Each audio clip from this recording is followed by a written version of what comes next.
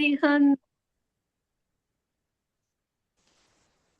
नमो अरिहन्ताणम् नमो सिद्धाणम् नमो आयर्याणम् नमो वज्रायाणम् नमो लोये सवसाहुणम् एसो पंच नमुकारो सौव पावपणासणो मङ्गलाणं च सौवेस्मिं परमं हवै मङ्गलम् परमं हवै मङ्गलम् नमो अरिहन्ताणम् नमो सिद्धाणम् नमो आयर्याणम् नमो उवज्रायाणम् नमो लोये सौवसाहुणम् एसो पंच नमुकारो सौव पावपणासणो मङ्गलाणं च सौवेसिं परमं हवै मङ्गलम् परमं हवै मङ्गलम् नमो अरिहन्ताणम् नमो सिद्धाणम् नमो आयर्याणम् नमो वज्रायाणम् नमो लोये सौवसाहुणम् एसो पंच नमुकारो सौव पावपणासणो मङ्गलाणं च सौवेसिं परमं हवै मङ्गलम् परमं हवै मङ्गलम्। जय जिनेन्द्र। प्रणाम सर्वे ने। Thank you.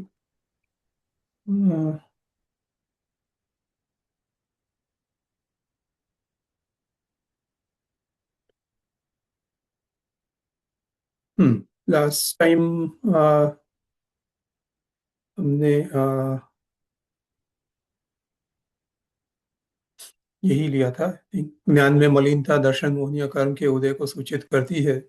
उसके ऊपर ही ज्यादा और विस्तार किया था। क्वेश्चन वापस से वही क्वेश्चन सिमिलर था कि क्रोध वर्सेस मिथ्यात्व का डिस्टिंक्शन।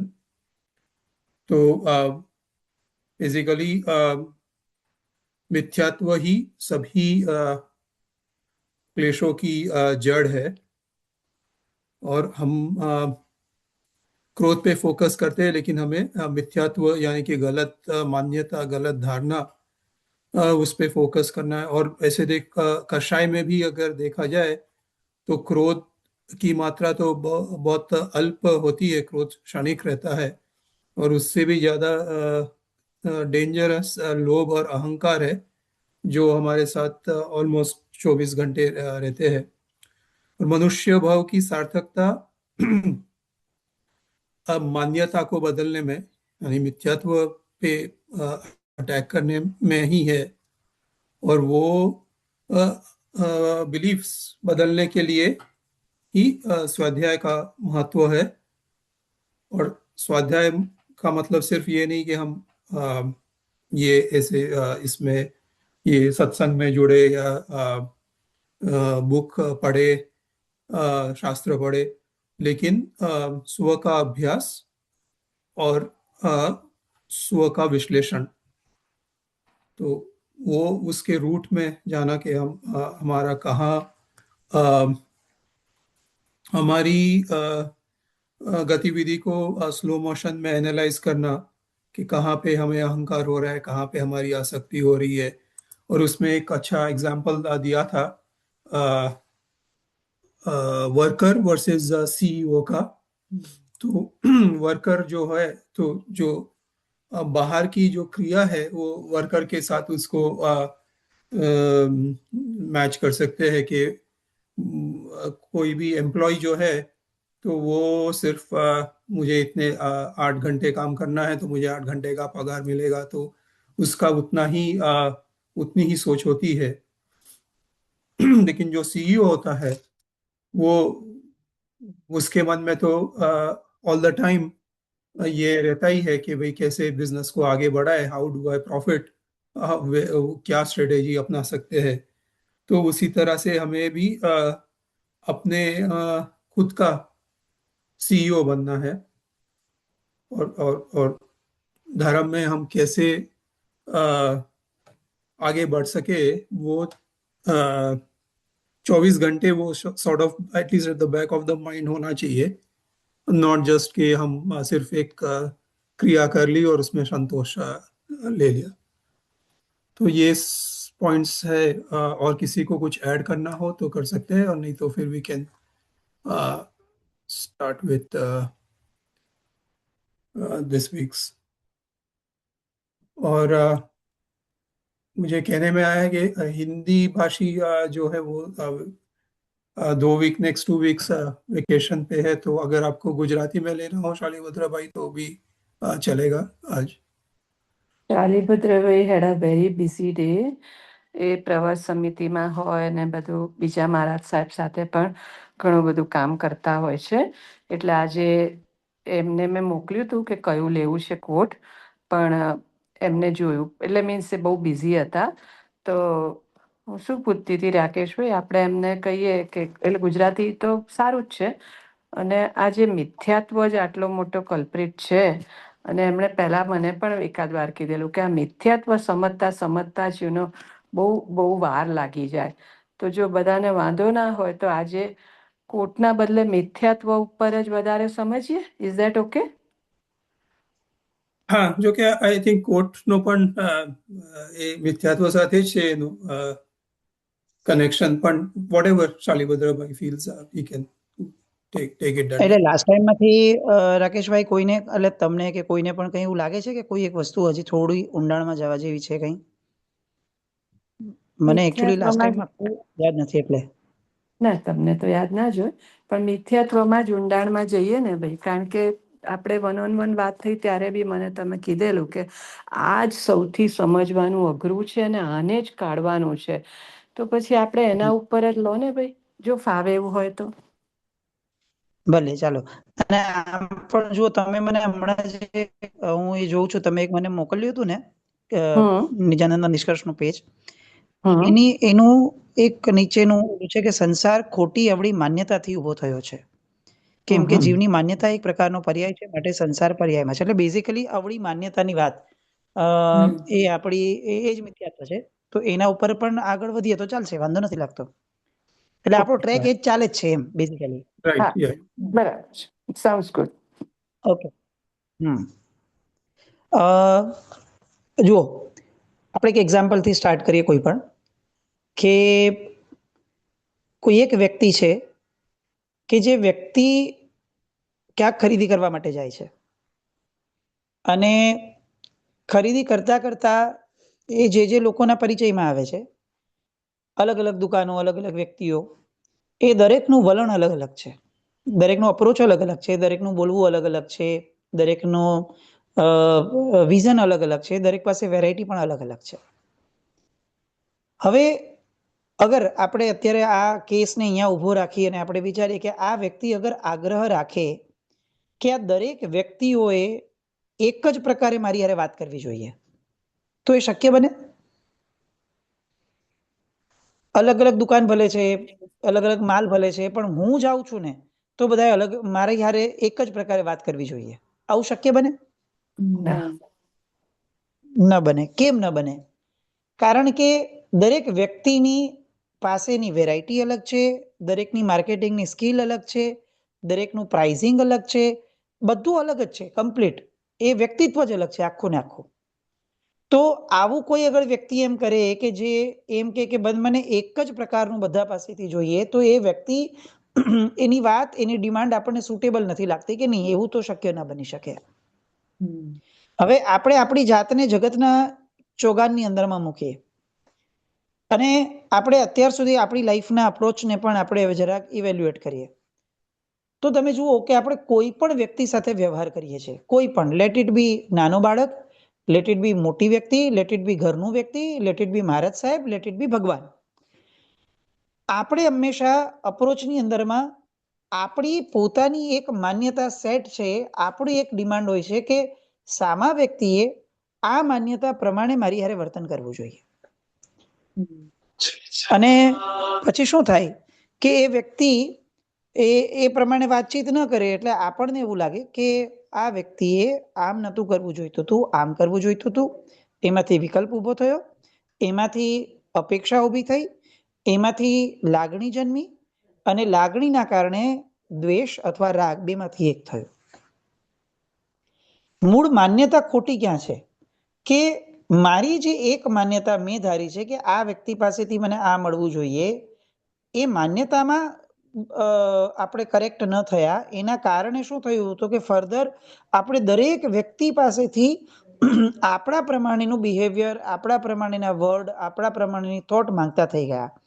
અને આપણને આદત પડી ગઈ કે જગતની અંદરમાં દરેક વ્યક્તિએ મારી સાથે વર્તન કરવું હશે ત્યારે એને આ પ્રમાણે વર્તવું પડશે.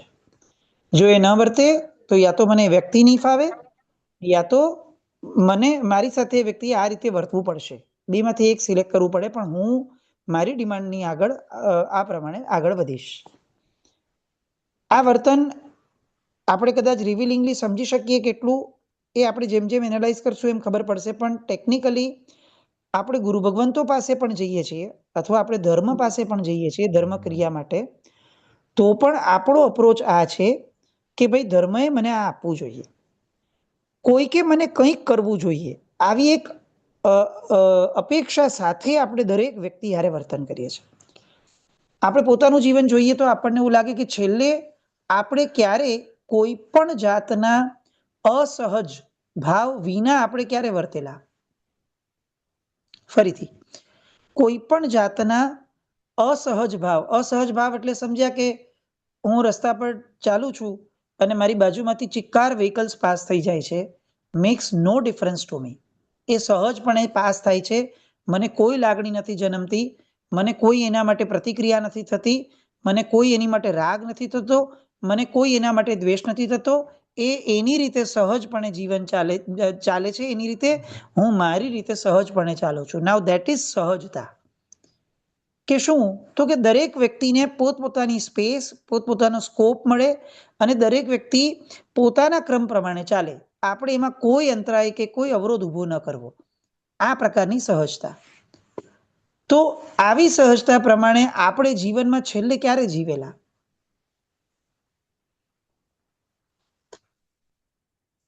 આપણે કન્વર્સેશન મોડમાં રહી શકશું.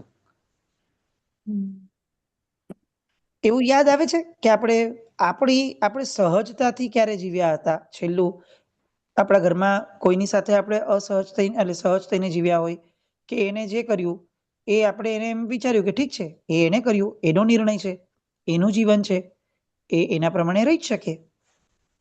આપણી સાથે કોઈએ આગળ પાછળ વર્તાવ કર્યો તો આપણે એવું વિચારીએ કે આ ભલે ને એની જીભ છે ભાઈ, એને જે બોલવો એનો અધિકાર છે, એને મારી હારે આમ વાત કરવી જોઈતી હતી, આવો અસહજ ભાવ કેમ હું કરું છું? એને સહજપણે બોલ્યું, મારે સહજપણે સ્વીકારવું જોઈતું હતું.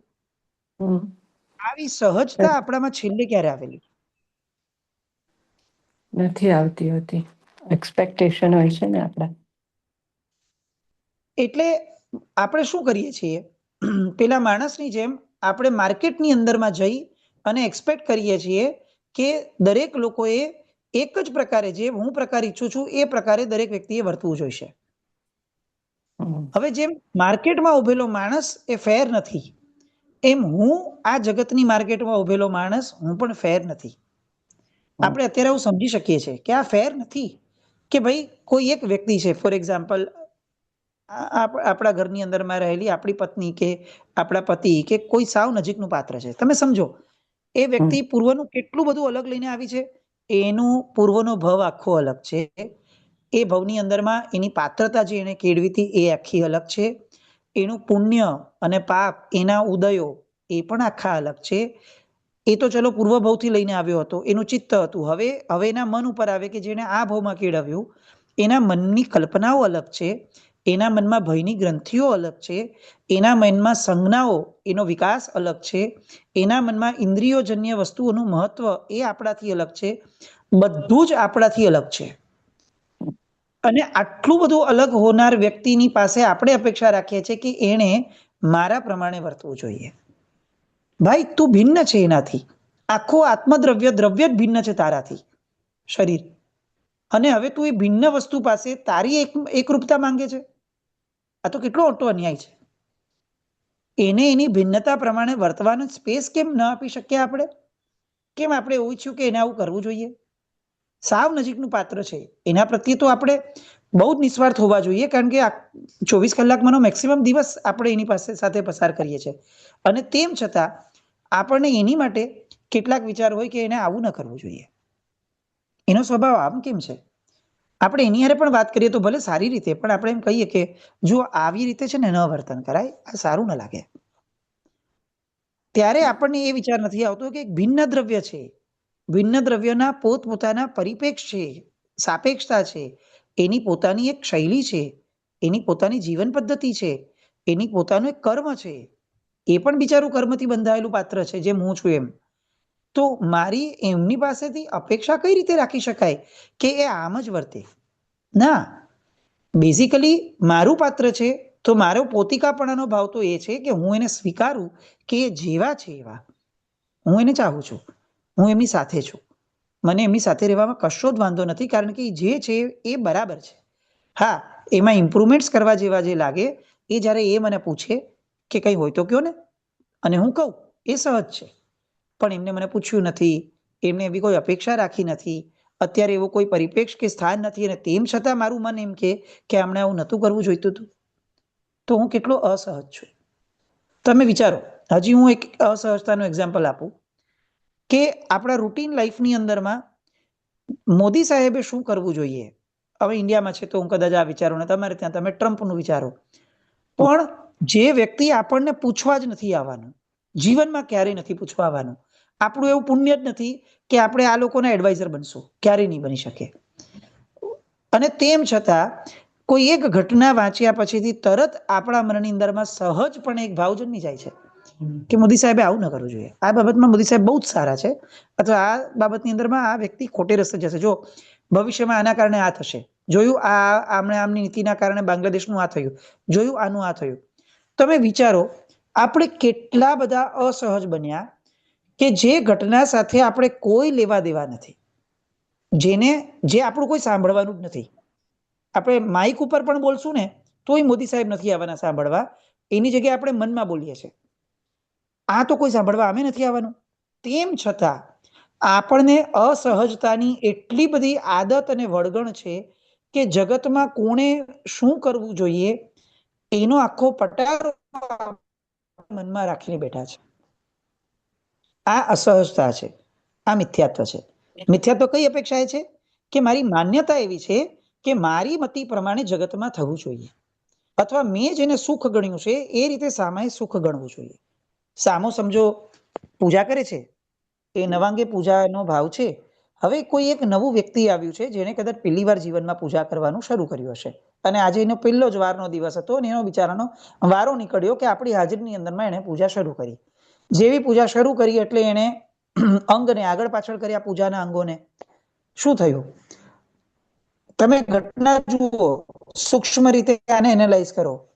આપણે સૌથી આપણી જેને આપણે પૂજા ગણી છે એનાથી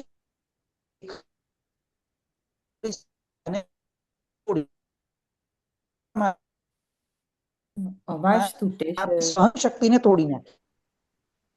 રિપીટ કરશો શૈલેન્દ્રભાઈ? અવાજ તૂટે છે, ક્લિયર નથી આવતું. છેલ્લો સેન્ટેન્સ થોડો અચ્છા, બ્રેક થતો હવે હતો. હવે આવે છે બરાબર? હા, હવે બરાબર હા. છે. હવે બરાબર છે. હા. ઓકે. કોઈ એક વ્યક્તિએ આડા અવડા અંગમાં પૂજા કરી અને આપણે એને ટોક્યું સામાન્ય રીતે. આ ઘટનાના ડિટેલમાં જઈએ, સ્લો મોશનમાં, તો આપણને ખ્યાલ આવશે કે સૌથી પહેલા તો આપણે એ માણસ કેવી રીતે પૂજા કરે છે એના ઉપર નજર કરી. આપણે આ નજર કેમ કરી? કારણ કે આપણે ગયા હતા ભગવાન ઉપર નજર ઠેરવવા માટે, પણ ભગવાન ઉપર આપણી નજર ઠરતી નથી, ત્યાં આપણું મન ઠરતું નથી. એટલે આપણે હવે આજુબાજુ ફાંફા મારવાના શરૂ કર્યા. સૌથી પહેલી મિસ્ટેક એ થઈ કે ભાઈ હું ગયો તો શેની માટે? ભગવાનની પૂજા કરવા માટે.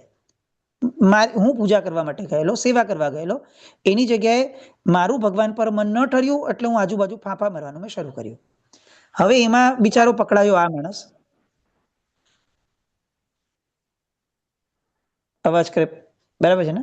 ના, બરાબર છે. હા. હવે એમાં બિચારા ઓલાનું ભાગ્ય નબળું કે ઈ જ મારી નજરમાં આવ્યો. એટલે મેં એને જોયો. જેવો જોયો એટલે મારા મનમાં જેને મેં પૂજા ગણી છે એના કરતા કંઈક ભિન્ન દેખાતા હવે મેં તરત એક માન્યતા બાંધી કે આ ખોટું કરે છે. સૌથી પહેલું કામ આ થયું. એને જોયા વે તરત જ મારા મનમાં આ વિચાર આવ્યો કે આ માણસ ખોટું કરે છે. બીજો વિચાર આવ્યો, આ ખોટી રીતે પૂજા કરે છે એટલે એને પાપ લાગશે. ત્રીજો વિચાર આવ્યો, આ જે પાપ બાંધે છે એનાથી મારે એને અટકાવવો જોઈએ. ચોથો વિચાર આવ્યો કે કોઈ પણ પ્રકારે મારે એને કહેવું જોઈએ, ન કહું તો આમાં મને પાપ લાગશે. પાંચમો વિચાર આવ્યો કે હવે હું એને કહી જ દઉં. તમે જુઓ સ્લો મોશનમાં આ એટલું બધું ફાસ્ટ આ મન જાય છે કે આપણને કલ્પના નથી કે આપણે આવું બધું મનમાં કરીએ છીએ, પણ ટેકનિકલી આપણી માન્યતાઓ આપણી આગળ આ બધું બહુ ફાસ્ટ કરાવી દે છે. આ માન્યતા વગર આ સ્ટેપ ન લેવાય ક્યારે પણ. હવે તમે વિચારો કે ઓલો પાપ બાંધે છે, આવું મનમાં માન્યતામાં સેટ થયું. એ સમયે આ માન્યતાને ભાન નથી કે તું એને જુએ છે એ જ તું પાપ બાંધે છે? પણ ના, આ માન્યતાને પર પ્રત્યે અસહજતા એટલી બધી છે કે સ્વની સહજતાનું પાપ એ ક્યારે સ્વીકારતું જ નથી. મારે સહજ ભાવે મારી જ પૂજા કરવી જોઈએ કારણ કે હું એની માટે ગયો છું ભાઈ. આ જે સહજતા છે એના જગ્યાએ મારી એક માન્યતા બેઠી છે કે હું ઇન્સ્પેક્ટર છું, આખા નગરની અંદરમાં જે પણ થાય એનું ધ્યાન રાખવાની ચોકીદારી મારી છે. હું ચોકીદાર છું એટલે મને અધિકાર છે કે આજુબાજુ કોઈ ખોટું કરતું હોય તો હું એને પકડું. આ એક માન્યતા એટલી બધી દ્રઢ થયેલી છે કે જેના કારણે આપણે 4 સ્ટેપમાંથી પસાર થઈને ઇમિડિયેટ લેવલ પર એને કહી દે છે કે ભાઈ આમ પૂજા ન થાય, ભાઈ આમ પૂજા ન થાય. ભલું થાય, એનું ભાગ્ય સારું હોય તો કદાચ સારી રીતે કહીએ અને એનું પુણ્ય નબળું હોય તો આપણે એની પર ગુસ્સો કરી લઈએ. એ બધું એના ભાગ્ય ઉપર ડિપેન્ડ છે. પણ મૂળમાં માન્યતાના સ્તર ઉપર આપણે કેટલા ખોટા છીએ કે મારી માન્યતાથી ભિન્ન કંઈ પણ થાય તો તરત જ રિએક્ટ કરવું એ મારો સ્વભાવ બની ગયો. હવે તમે આ 4 વિચારને એનાલાઇઝ કરો તો તમને ખ્યાલ આવશે કે જેવો બીજો વિચાર આવ્યો હતો કે આ વ્યક્તિ આ રીતે પૂજા કરે છે એ ખોટું છે. નંબર 2, એને પાપ લાગશે. તો આ અહીંયા આપણને વિચાર કેમ ના આવ્યો કે એને પાપ લાગશે કે નહીં એ નક્કી કરવા માટે મને પાપ લાગશે? મૂળ તો એનો વિચાર કરવો એ મારી માટે પાપ છે. તો એના પાપનો વિચાર કરતી વખતે મને મારું પાપ કેમ નહીં દેખાયું? હું સેકન્ડ પ્રશ્ન ઉપર ક્લીન બોલ્ડ કેમ ન થઈ ગયો કે એક મિનિટ ઉભા રહો, આ હોય જ નહીં, આ દિશામાં આગળ જ ન વધાય. એને ટોકવું તો બહુ પછીનો વિષય છે, એની માટે વિચાર પણ ન કરાય. તમે સ્લો મોશનમાં જ્યારે કોઈ પણ ઘટનાને જોશો, કોઈ પણ ઘટનાને, ત્યારે તમને ખ્યાલ આવશે કે આપણી માન્યતાઓ એટલી બધી સેટ છે કે આપણે વિચાર કરવા માટે પણ રોકાઈ નથી શકતા. વી આર સો ફાસ્ટ કે એને જ્યારે સ્લો મોશનમાં જોઈએ ત્યારે એમ થાય કે અચ્છા જો કોઈ મને આવી રીતે કહે ને તો હું ત્યાં જ એને રોકી દઉં કે એક મિનિટ ઉભો રે ભાઈ, તારે તો આમાં કંઈ કરવા જેવું છે જ નહીં, તું અહીંયા બ્રેક લગાડ અને અહીંયા પૂછ. આવું આપણે બીજાને એડવાઇસ કરશું, પણ આ સેમ ઘટના જ્યારે આપણી સાથે થશે ત્યારે આપણે એ બ્રેક નહીં લગાડી શકીએ કારણ કે આપણી માન્યતા આપણને અલાવ જ નથી કરતી કે તું વિચાર. મિથ્યાત્વ એટલું બધું સહજ છે કે એમાં નાનકડી પણ બ્રેક લગાડવા માટેનો સ્કોપ એ આપણને નથી આપતો. અને આ તો એક નાનકડું દ્રષ્ટાંત છે. તમે જુઓ આપણા જીવનમાં દરેક માન્યતાઓ સેટ છે, દરેક. અમે પાઠશાળામાં હતા ને ત્યારે સ્ટાર્ટિંગમાં આ બધા જનરલ પાઠશાળામાં આપણી જે દેરાસરમાં ચાલતી હોય સંઘમાં એ વાળા બાળકો અમારી પાઠશાળામાં આવ્યા હતા તો એ લોકો શીખીને આવ્યા હતા. એટલે સામાન્ય રીતે કોઈ એની બાજુમાં એક છોકરો નવો આવ્યો હતો તો એક છોકરાએ એને બીજાને પૂછ્યું કે તું કંદમૂળ ખાય છે? એટલે ઓલા કીધું કે હા હું ખાઉં છું. તો આ તરત એવું બોલ્યો કે તું નરકમાં જઈશ. તમે જુઓ કે કેટલું સહજ થઈ ગયું છે. એ બાળકની બિચારાની ઉંમર 6 વર્ષની હતી કે જે બોલ્યો છે. 6 વર્ષના બાળકને પણ આ કેટલું સેટ થઈ ગયું કે જેવું બટન દબાયું કે હું કંદમૂળ ખાઉં છું, એવો તરત જ એમાંથી અવાજ આવ્યો કે તું નરકમાં જઈશ. આ Because બિચારો એને પૂર્વ આવું જ ભણાવવામાં આવ્યું છે ને, લાઈક એને એ જ હું કંદમૂળ ન સમજાવું છું. ખાય. હા, આવું ભણાવતી વખતે આપણને એકચ્યુઅલી એ ન સમજાયું કે હું કંદમૂળ ખાઈશ તો હું નરકમાં જઈશ. બીજો કંદમૂળ ખાશે તો એ નરકમાં જશે એવી કોઈ વાત જ નથી આપણે ત્યાં. ભગવાનના આગમની જેટલી વાત છે ને એ ભગવાને આપણને ઉદ્દેશીને કીધી છે. આપણે ભગવાનની જગ્યાએ આવી ગયા કે હવે હું નક્કી કરીશ કે કોણ કોણ નરકમાં જશે. ટેકનિકલી આ ભગવાનનો આખો આજ્ઞાનો જે ભાગ છે એ બેસિકલી તો મારી માટે છે. તો મારે મારા સાપેક્ષમાં લેવી જોતું હતું, મારે મારી માન્યતામાં લેવું જોઈએ કે મારાથી કંદમૂળ ન ખવાય, હું કંદમૂળ ખાઈશ તો હું નરકમાં જઈશ. એની જગ્યાએ મેં આખી આજ્ઞાના તંત્રને પર સાપેક્ષ લઈ લીધો કે જે વ્યક્તિઓ કંદમૂળ ખાય બધા નરકમાં જાય. એટલે શું થયું, મારી ચાપ દબાઈ ગઈ. જેવું ઓલાએ કીધું કે હું કંદમૂળ ખાઉં છું તો નરકમાં જઈશ. આપણી એટલી બધી માન્યતાઓ સહજ થઈ ગઈ છે કે આપણે વિચાર પણ નથી કરતા કે તું નરકમાં જઈશ આવું બોલવા માત્રથી એ કેટલો દુભાશે. કાલે ઉઠીને એ કંદમૂળ ખાવાનું ક્યારેય બંધ નહીં કરે. અમારે ત્યાં એવા કેટલા બધા લોકો અમે જોયા છે જીવનમાં કે જે રીતસર દિઠ્ઠ થઈ ગયા છે આવું સાંભળીને કે આવું કરે તો નરકમાં જવાય, આવું કરે તો નરકમાં જવાય, આવું કરે તો નરકમાં જવાય. આવું સાંભળીને એટલા દિઠ્ઠ થઈ ગયા છે કે હવે એમ કે છે કે હું નરકમાં જવાનો જ છું ને તો બધું કરી લેવા દો. અને આવું થાય, આ હ્યુમન સાયકોલોજી છે કે તમે એને વારંવાર નબળું કહેશો તો એ સ્વીકારી લેશે કે ભાઈ નબળું જ છે. મૂળ મુદ્દો એ છે કે આપણી માન્યતાઓ એ એટલી કે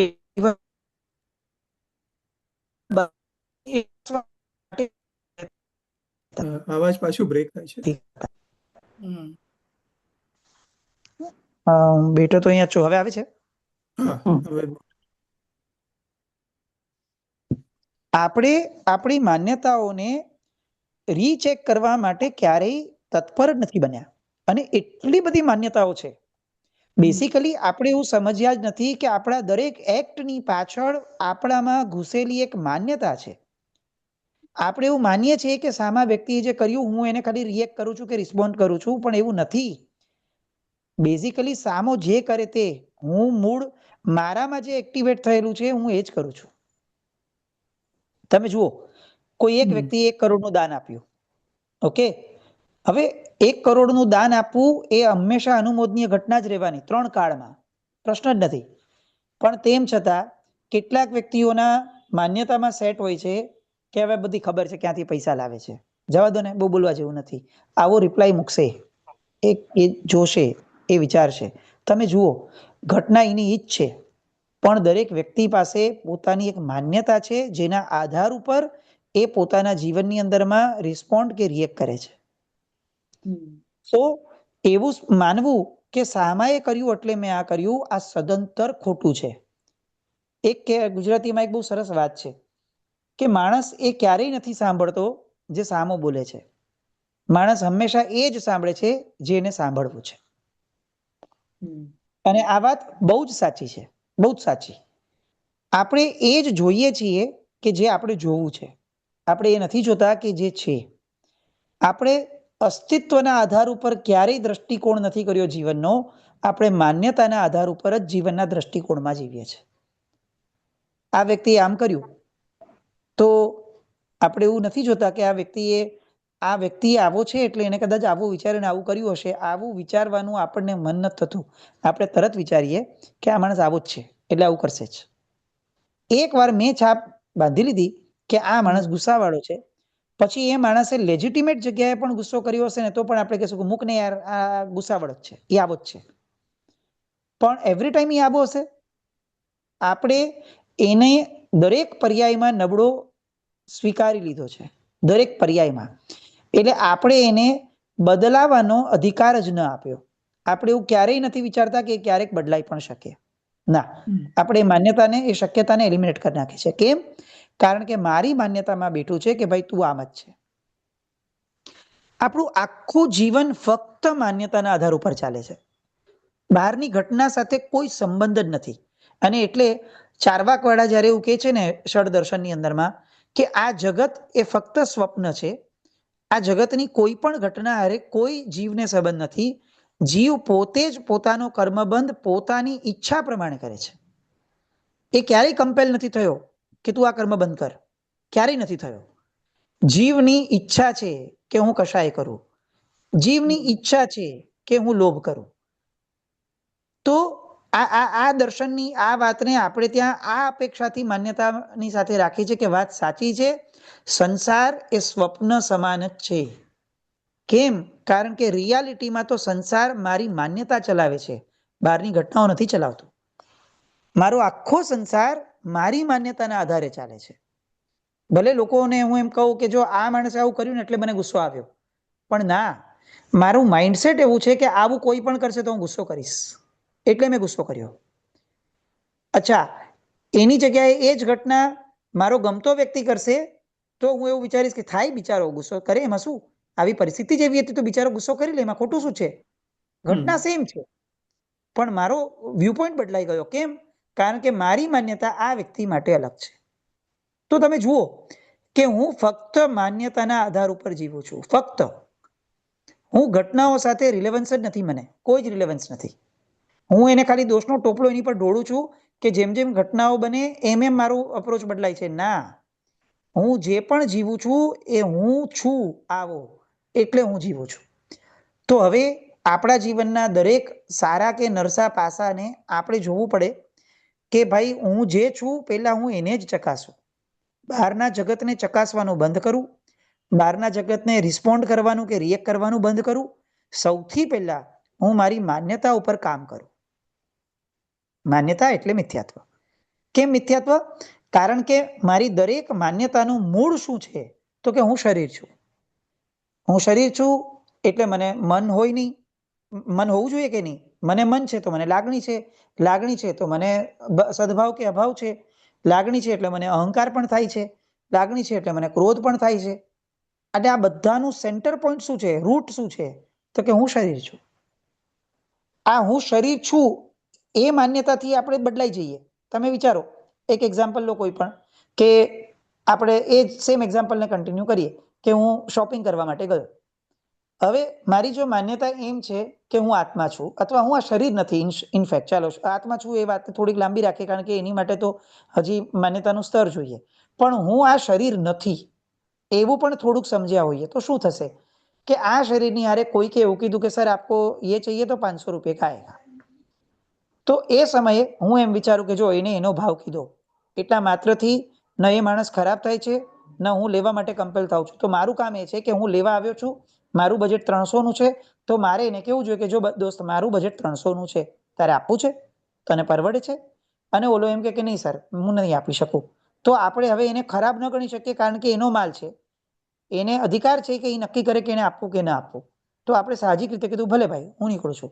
તમે જુઓ આમાં કર્મબંધ ક્યાં થયો? આ ઘટનામાં આપણે કેટલા સહજ રહ્યા કે એના 500 ને પણ આપણે સ્વીકાર્યું, આપણા 300 ને પણ આપણે સ્વીકાર્યું, આપણા 300 ના જવાબમાં એની નાને પણ આપણે સ્વીકારી, અને આપણે હાલતા પણ બહુ પ્રેમથી સ્વીકારીને થયા કે ઘટના પૂરી થઈ ગઈ. આખી ઘટનામાં કોઈ પણ લાગણીને જન્મવાનો આપણે સ્કોપ ના આપ્યો. કેમ? કારણ કે આપણે બહુ સ્પષ્ટ હતા કે આવું થઈ શકે, એ ભિન્ન છે. હું કેમ આમાં લાગણી ઊભી કરું? એને બધો અધિકાર છે બોલવાનો. આવું હું કેમ વિચારી શક્યો? કારણ કે હું મારા શરીરની લાગણીઓથી જરા ઉપર ઉઠ્યો. જો લાગણીમાં હોત તો એમ વિચારત કે એમ કેમ, એને આપવું જ જોઈએ, મારું બજેટ આટલું છે, હું 200 ના 300 કરું તો 500 ના 400 કેમ નથી કરતો, 400 ના 300 કેમ નથી કરતો? આવી બધી લાગણીઓનો કોઈ સ્કોપ જ ન હોવો જોઈતો હતો, પણ તોય સ્કોપ ઊભો થયો. કેમ? કારણ કે મેં આગ્રહ રાખ્યો કે એ માણસે મને આપવું જોઈએ કારણ કે હું લેવા આવ્યો છું. અને આવું કેમ થયું? તો કે મારું હું પણ જે છે એ મારા મનમાં વધારે મોટું થયું સામા વ્યક્તિ કરતા. આ હું પણામાંથી જ્યારે હું બહાર આવીશ તો મારી લાઈફ એટલી સિમ્પલ થઈ જશે કે ન સામાને મારા કારણે કોઈ તકલીફ થશે, ન મને એના કારણે કોઈ તકલીફ થશે. દરેકે દરેક જગ્યાઓએ દરેક ઘટનામાં તમે જુઓ, આપણે અગર હું પણાથી થોડાક બહાર આવી જઈએ છીએ તો જીવન બહુ સરળ થઈ જાય છે. આપણા ઘરના કોઈ વ્યક્તિએ આપણને કંઈક કીધું, અને આપણને લાગી આવ્યું કે યાર આવી રીતે તો ન બોલાય ને એનાથી, આમ કેવી રીતે બોલ્યું. આ કાચી સેકન્ડે જેવો મનમાં વિચાર આવે, આપણે બીજી સેકન્ડે તરત કે 1 મિનિટ ઉભો રહે ભાઈ, એ બોલવાનો અધિકાર છે એની પાસે. એ ભાષાકીય ઓલું લઈને આવ્યો છે પુણ્ય, એણે એની ભાષા વાપરી. તો તને લાગી, તને લોહી નીકળ્યું, તું નહીં સ્વીકાર. એણે કીધું કે તું મૂર્ખ છે, પણ તું તો જાણે છે ને કે તું મૂર્ખ નથી, તો તું પછી એની ગાળને કેમ સ્વીકારે છે? તું સ્વીકાર જ નહીં. એને જે કીધું એને પાછું જશે, તો તારે કોઈ ચિંતા કરવાની જરૂરત જ નથી. આવું હું કેમ વિચારીશ? ક્યારે વિચારી શકીશ? જ્યારે હું મારા હુંપણાથી અલગ થઈશ તો. શાસ્ત્રમાં એક શબ્દ આવે છે, ઉદાસીન ભાવ. બહુ મહત્વનો શબ્દ આવે છે આ. એટલો સરસ ગુણ છે. આપણે સંભાવ આ ગુણની વાતો લગભગ આજકાલ બહુ ઓછી થતી હોય છે. ઉદાસીન ભાવ એટલે શું? ઉદ વત્તા આસીન, આ એની સંધિ છે. ઉદ એટલે ઉપર અને આસીન એટલે બેસવું. કોઈ પણ ઘટનાથી ઉપર ઉઠીને બેસવું અને પછી ઘટનાને જોવી. તમે જુઓ, તમે ગ્રાઉન્ડ ફ્લોર પર હો ને, ત્યારે તમને નજર સામે આમ બધા માણસો દેખાય કે મારી સામે આ કરે છે, તે કરે છે. આપણું વિઝનનું એક બ્લોકેજ પણ હોય કે આપણે આટલું જ જોઈ શકીએ. તમે જેવા ઉપર ઉઠો, પેલે માળે જાઓ, એટલે તમને લાગે કે અચ્છા આ માણસો અહીંયા આવું કરે છે કારણ કે એ લોકો અહીંયા આવી રીતે અટવાણા છે, તો એ લોકોને જરાક આમ રસ્તો કરી આપો તો બધું બરાબર થઈ જશે. આવું ક્યારે શક્ય બન્યું? જ્યારે હું થોડો ઉપર ગયો, એલિવેટ થયો અને પછી મેં નજર નાખી તો. એનો અર્થ શું થાય છે કે જેવું આપણે કોઈ પણ પ્રસંગથી ઉપર ઉઠીએ તો લાગણીથી કે એના રાગ દ્વેષથી આપણે જરાક ડિટેચ થઈએ છીએ અને આપણને વિચારવાનો સ્કોપ મળે છે કે ભાઈ એ પણ એક અલગ અસ્તિત્વ છે, તું પણ એક અલગ અસ્તિત્વ છે. જેમ તને બધો અધિકાર છે એમ એને પણ બધો અધિકાર છે. તું તારા અધિકારનું સેવન કર, કોઈ ના નથી પાડતું, પણ એના અધિકાર ઉપર તારે તરાપ મારવાની કોઈ જરૂર નથી. તું તારી રીતે જીવ. તને એનું નથી ફાવતું, તું એની હારે સંબંધ નહીં રાખ. કોણ કે છે કે તું રાખ? પણ એટલા માત્રથી ખરાબ થઈ ગયો આવું ન વિચાર, કારણ કે એનું જીવન એ તો એનો અધિકાર છે. એને શું બોલવું એ તો એનો અધિકાર છે, એને શું વર્તવું એ તો એનો અધિકાર છે. તો હું જ્યારે દરેક જીવને મારા પ્રમાણે જેમ મને અધિકાર જોઈએ છે એમ તને પણ હું અધિકાર આપું છું, આવા ભાવમાં જ્યારે હું રહીશ ત્યારે મારી માન્યતાઓ જે છે એ ધીરે ધીરે ધીરે પોલિશ થતી જશે. હું બીજાના અસ્તિત્વનો સ્વીકાર કરતો થઈશ અને જેવો હું બીજાના અસ્તિત્વનો સ્વીકાર કરીશ, હું મારા અસ્તિત્વ માટેના આગ્રહથી મુક્ત થતો જઈશ. એ જે આગ્રહ છે એ મિથ્યાત્વ છે. તો દરેક નાની નાની જગ્યાએ આપણા જીવનમાં મિથ્યાત્વ છે. દરેક, ઈચ એન્ડ એવરીવેર. આપણો ધર્મ પણ મિથ્યાત્વ છે, આપણી ધર્મક્રિયાઓ પણ મિથ્યાત્વ છે. કેમ? કારણ કે આપણી માન્યતામાં મિથ્યાત્વ છે.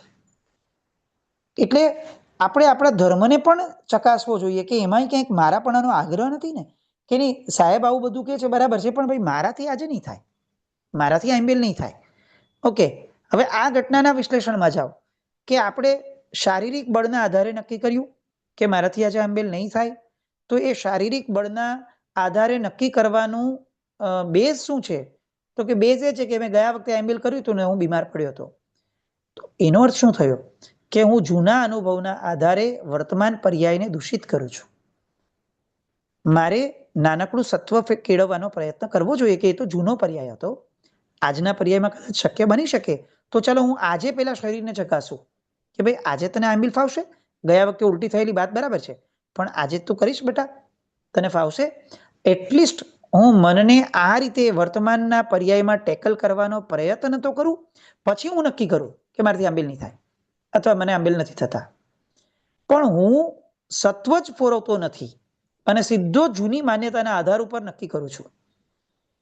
એટલે તત્વાર્થ અધિગમ સૂત્રની અંદરમાં અમે જ્યારે ભણતા હતા ત્યારે મેં એક વાત બહુ જ સ્પષ્ટતા સાથે લખી હતી કે વર્તમાન સિવાયના કોઈ પણ પર્યાયને યાદ પણ કરવું એ મિથ્યાત્વ છે.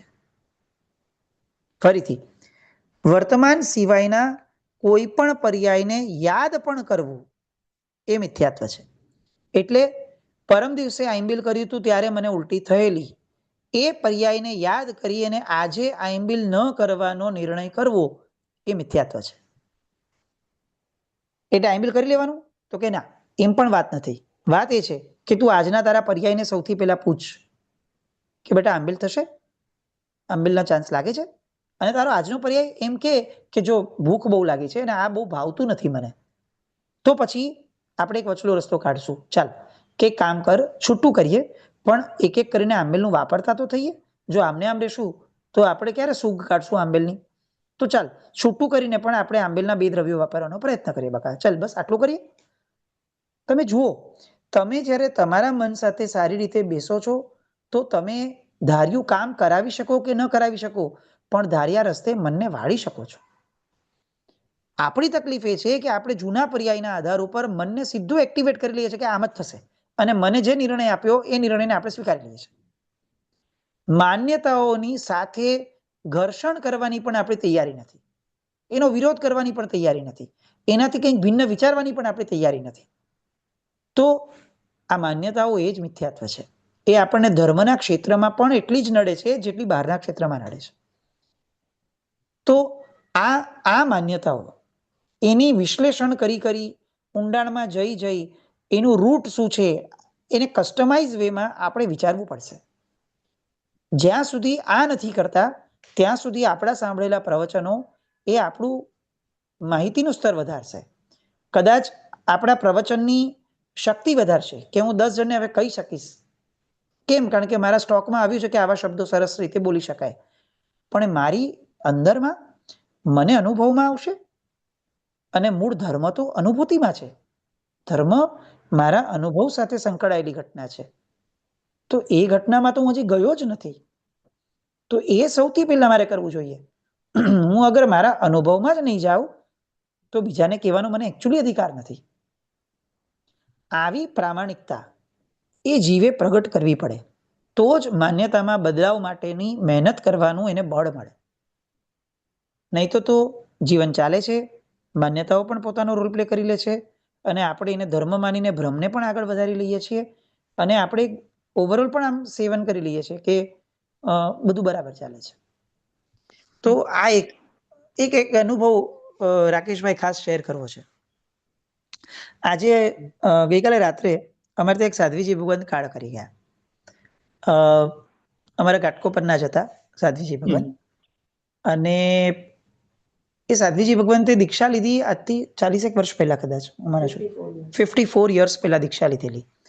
એટલા બધા બ્રાઇટ કે વર્ષો સુધી એ બધાને ભણાવતા, કર્મ સાહિત્યના નિષ્ણાત ગણાતા સાહેબ.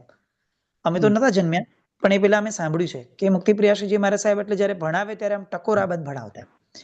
એ પછીથી કર્મ સંયોગે જે પણ થયું હશે, કોઈએ કંઈ કર્યું હશે એવું લોકો કહેતા હતા, અથવા એમનો ચિત્તભ્રમ થયો હશે કે જે પણ થયું, એમના પોતાના મન પરનો કંટ્રોલ એ ધીરે ધીરે ઘટવા લાગ્યો. એટલે ક્યારેક કંઈક બોલવું, કંઈ પણ બોલી લેવું, કંઈ પણ કરી લેવું, કોઈની સાથે કેવો પણ વ્યવહાર કરવો, આવું થવા લાગ્યું, ધીરે ધીરે વધવા લાગ્યું.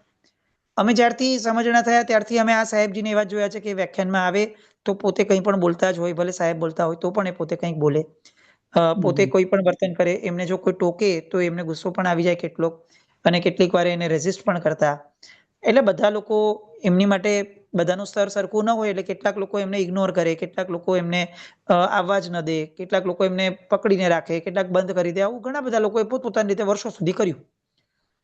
આ બધા આખી ઘટનાની વચ્ચે આ સાધ્વીજી ભગવંતનો એક ગુણ કે એમને એમના સંયમ ધર્મ પ્રત્યે અનહદ રાગ. તમે જુઓ, એમનું ચિત્તની અવસ્થા એ નથી કે એ પોતે કંટ્રોલ રાખી શકે હું ક્યાં ઊભી છું, એ એમને ધ્યાનમાં નથી રહેતું. પણ એમને ક્યારે પણ at any point of time એમને ધ્યાનમાં રહેતું હતું કે મારો ઓઘો મારી બાજુમાં છે કે નહીં. આજે પાંચમ છે તો આજે લીલોતરી ન જ વપરાય. આજે સૂર્યાસ્તને 5 જ મિનિટની વાર છે તો કોઈ બોલે કે 6:20 થઈ, હું તમને એક એક્ઝામ્પલ આપું.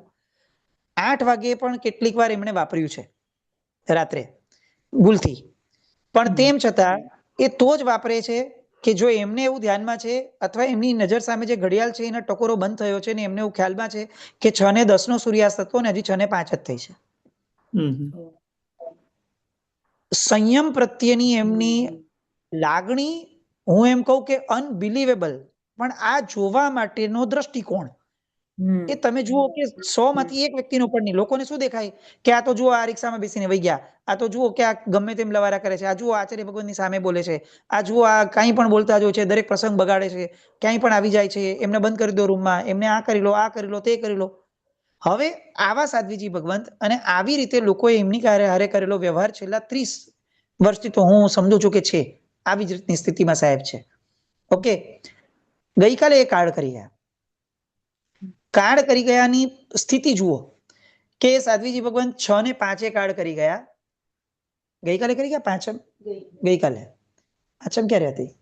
ગઈકાલે છે, બરાબર ને? એમને બપોરે વાપરવાની અંદરમાં કોઈકે લીંબુ પાણી આપ્યું હશે, એમણે પી લીધું અને પીધા પછી એટલે જરાક પીધું હોય પછી તરત જ એમણે બૂમ પાડી કે આ કોણ છે? લીલોત્રીએ ભાઈ આજે પાંચમ છે, ખબર નથી પડતી તમને લોકોને? તમે અવેરનેસ જુઓ. હા, કયા ક્યારની છે આ? 6 ને 5 સાહેબ કાર્ડ કરી જાય છે. આ અવેરનેસ બપોરે 2:30-3 વાગ્યાની કહું છું. એ પછી 4-4:30 ની આસપાસ એમની આગળ જે બહેનો આવે છે એ બહેનો એને યારે કેટલીક વાત થવા લાગી, સાહેબનું શરીર કૃશ થવા લાગેલું, કારણ કે આમે ઘણા વખતથી અશક્તિ બહુ હતી. સાહેબની એજ પણ 84-85 જેટલી છે. હવે 5:30 વાગે એ અચાનકથી એકદમ રિસ્પોન્ડ કરતા ઓછા થઈ જાય છે. આજુબાજુમાં રહેલા લોકો જે બહેનો હતા, બિલ્ડિંગના બહેનો બહુ જ સરસ સંભાળતા હતા. એ બહેનોએ તરત જ એક બેનને ફોન કર્યો કે બેન તમે આવી જાઓ. આમણે કીધું કે હવે એ તો દર વખતે આવું કરતા હોય, મારે 24 નો ટાઈમ છે, હું જમીને આવીશ. પણ આ બહેનો ડરી ગયેલા એટલે એમણે એમ કીધું કે નહીં નહીં તમે તરત જ આવો, આજે કંઈક બહુ અલગ છે. એટલે આવી ગયા તરત. એમણે સાહેબજીને પૂછ્યું કે સાહેબ સ્થિરતા છે? અને સાહેબે કીધું કે હર્ષા બહુ સારું નથી લાગતું મને. તો એમને એમ કીધું કે સાહેબ તો પછી બધું વોસીરાવવું છે? તો એમને કીધું કે હા મને વોસીરાવ, મને નવકાર સંભળાવ અને વોસીરાવડાવનું કર. એમણે પૂતગલ વોસીરાવવાની પ્રક્રિયા બોલવાની શરૂ કરી આ બેને. સાહેબે એમાંથી ઉચ્ચારની ભૂલ કાઢી કે આને આમ ન બોલાય, આમ બોલાય, આનો શબ્દનો ઉચ્ચાર આવી રીતે થાય. તમે જાગૃતિ જુઓ, અવેરનેસ. એ પછીથી પૂતગલ વોસીરાવી દીધા. એ પછીથી સાહેબ એને એમ કીધું કે હર્ષા મને ઇન્દ્રિય વોસીરાવી દેવી છે, મારી 5 ઇન્દ્રિયો વોસીરાવડાવી દે. એટલે હર્ષાબેને એમને પૂછ્યું કે સાહેબ એ કેવી રીતે?